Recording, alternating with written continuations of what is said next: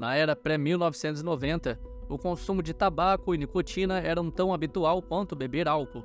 Segundo pesquisas do Instituto Nacional de Câncer, nos anos 60, 60% das pessoas acima de 15 anos eram fumantes. O cigarro era um produto constantemente promovido nos meios de comunicação, pintado como um marco para a maturidade e um acessório essencial. A glamourização do tabaco era amplificada pelo antigo modelo Star System de Hollywood, onde os artistas eram propriedade exclusiva dos estúdios e muitas vezes eram forçados a fumar, até mesmo em substituição às refeições, pelos produtores. A partir dos anos 90, as consequências desse consumo começaram a se manifestar, com muitos fumantes sendo diagnosticados com câncer e várias doenças cardíacas e respiratórias. Isso levou a campanhas anti-tabagismo, proibições de publicidade e imposição de impostos pesados e restrições ao fumo em locais fechados. Os maços de cigarro foram obrigados a trazer avisos visuais e gráficos e até mesmo o fumo em aviões foi proibido. O Brasil tornou-se uma referência no combate ao tabagismo, chegando a ter apenas 9,5% de fumantes em 2021, segundo pesquisa do Vigitel, como resultado da eficácia da campanha. As gerações nascidas nos anos 90 e 2000 foram educadas sobre os perigos e danos causados pelo tabaco, associando o mau cheiro e aterradores efeitos para a saúde. Com o passar do tempo, o tabagismo tornou-se algo antiquado e totalmente desatualizado aos olhos dos jovens.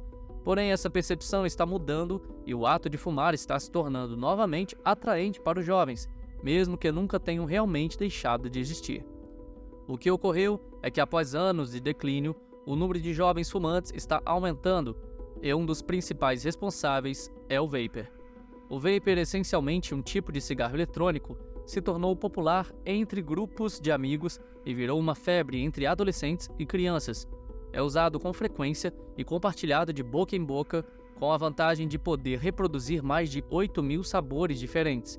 O que é irônico é que essa nova forma de fumar, que está conquistando jovens do mundo todo, foi criada inicialmente como uma solução para ajudar as pessoas a parar de fumar. No entanto, parece que o feitiço se voltou contra o feiticeiro e aquilo que foi criado para reduzir o número de fumantes pode ser o motivo que fará a próxima geração retomar o hábito. Mas como exatamente isso aconteceu? É isso que eu vou te mostrar nesse vídeo.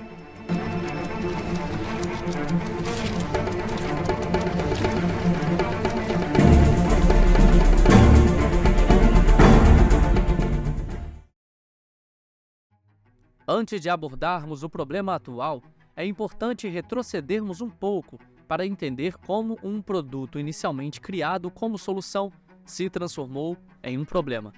Isso remonta a milênios atrás, no Oriente, onde a prática de vaporização de ervas e plantas em pedras quentes para fins medicinais e recreativos era comum.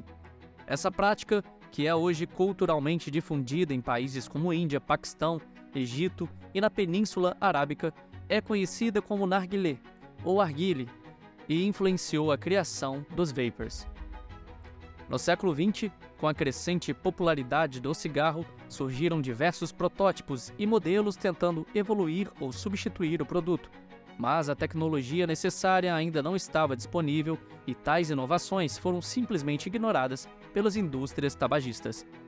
Existe documentação que mostra que a Philip Morris estava desenvolvendo cigarros eletrônicos na década de 90, mas a ideia não prosperou.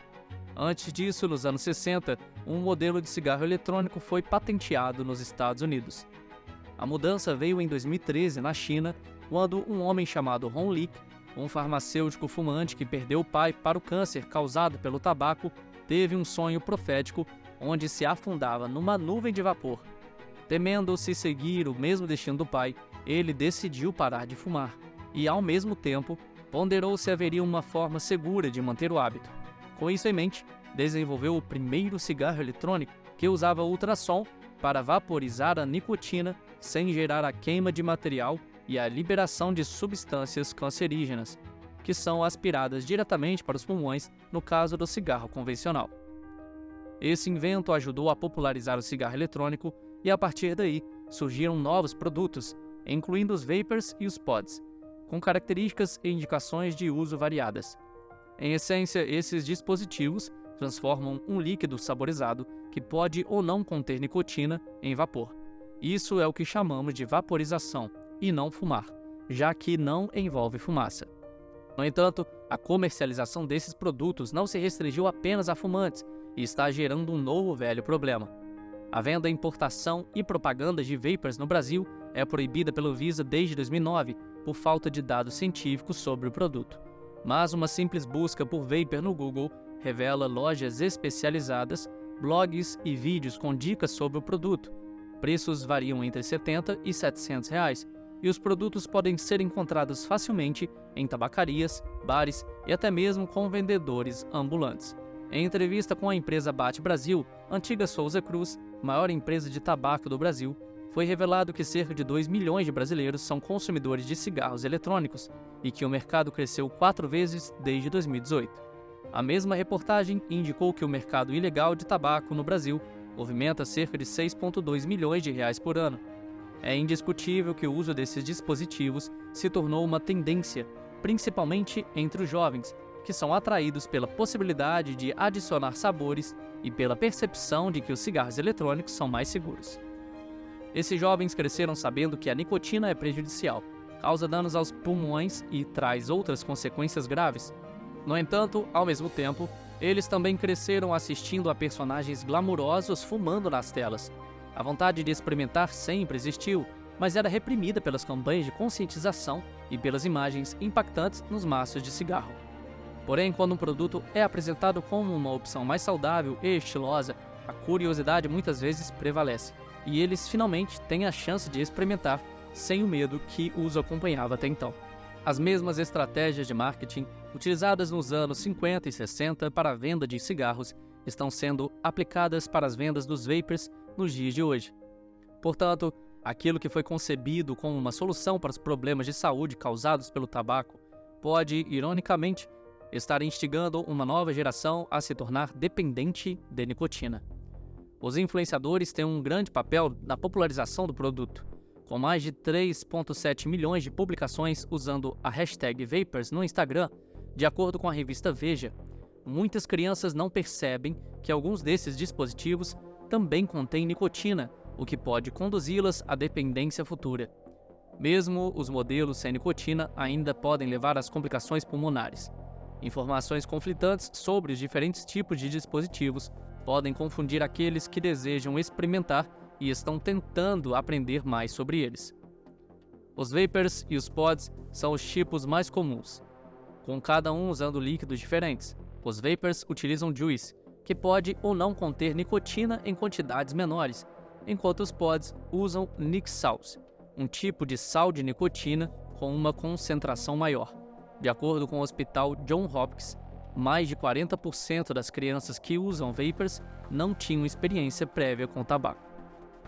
A Pesquisa Nacional de Tabaco para Jovens dos Estados Unidos em 2020 descobriu que mais de 2 milhões de estudantes do ensino fundamental e médio usaram algum tipo de cigarro eletrônico em 2021. 8 em cada 10 estudantes usaram um produto com sabor. O uso desses dispositivos entre estudantes já havia aumentado 900% de 2011 a 2015, de acordo com o relatório do US Surgeon General, uma entidade do Serviço de Saúde Pública dos Estados Unidos. Esse aumento no uso dos cigarros eletrônicos está em contraste com a diminuição das taxas de fumantes de cigarros comuns. Em 2019, o uso de cigarros eletrônicos foi até considerado uma epidemia dos Estados Unidos, quando mais de 2.500 casos de internações relacionadas ao consumo foram relatados. Os pacientes apresentavam sintomas como falta de ar, tosse, náusea, vômito e até mesmo sangue nas vias respiratórias. Estima-se que 16% desses pacientes sejam americanos com menos de 18 anos. Mas se olharmos para o exemplo do próprio criador do produto, Ron Leake, não só não alcançou seu objetivo inicial, mas também passou a consumir tanto cigarros comuns quanto eletrônicos. De acordo com a pesquisa da escola CNI de Londres, embora o uso de cigarros eletrônicos entre jovens britânicos tenha aumentado nos últimos anos, o uso regular permanece baixo. Apenas 1,7% dos menores de 18 anos usam cigarros eletrônicos semanalmente, e a maioria deles também fuma cigarros. Dos jovens que nunca fumaram um cigarro, 0,2% usam cigarros eletrônicos regularmente. Isso é problemático porque os cigarros eletrônicos estão iniciando os jovens a ter o hábito. Na Inglaterra é um pouco diferente. O cigarro eletrônico é visto como uma alternativa menos prejudicial ao cigarro comum, segundo John Newton, diretor de saúde pública do país. Ele defende que a transição completa para o vapor poderia acelerar a queda no tabagismo. O suporte do Stop Smoking Service, serviço de parar de fumar, junto ao uso de um cigarro eletrônico, pode dobrar as chances de uma pessoa parar de fumar. Contudo, para ser considerado ex-fumante, o indivíduo não deve mais consumir cigarros comuns, mesmo que ainda dependa de nicotina. Com essa definição, chegou-se ao número de 51,6% de ex-fumantes na Inglaterra, um excelente resultado, embora 44% dos britânicos, assim como Ron Leake, tenham se tornado dependentes de ambos os produtos. No Brasil, apesar da proibição, os números estão aumentando. De acordo com a pesquisa PENS, realizada pelo IBGE e o Ministério da Saúde, com apoio do Ministério da Educação, em 2019, a região Centro-Oeste liderava o número de estudantes que haviam experimentado cigarros eletrônicos. Cerca de 23,6% na rede pública e 24,3% na rede privada de ensino já haviam experimentado. E essas estatísticas podem subir ainda mais, já que durante a pandemia, o consumo de cigarros no país aumentou 34%, conforme estudo realizado pela Universidade Federal de Minas Gerais e Estadual de Campinas. Apesar da proibição nacional, a venda desses produtos parece não ter barreiras. Isso é potencializado pelo crescimento do consumo e a popularização da cultura do vapor no Brasil, fazendo com que as empresas de tabaco pressionem a Anvisa pela liberação e regulamentação do produto, tendo em vista que o Brasil já é um dos principais mercados na América Latina. A agência iniciou uma revisão sobre a proibição dos dispositivos eletrônicos para fumar em 2019, mas a decisão, que deveria ter sido tomada em dezembro de 2021, ainda é incerta devido à complexidade do assunto.